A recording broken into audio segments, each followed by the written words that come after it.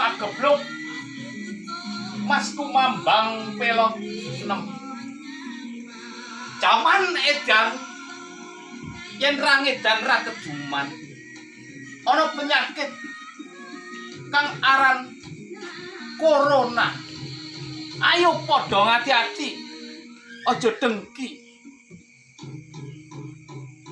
nyuwuna marang Gusti Allah yen iki kabeh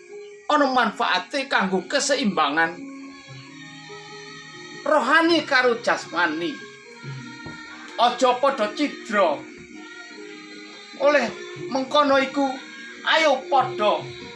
nyuwun maring Gusti ben diparingi amrih aman lan sentosa.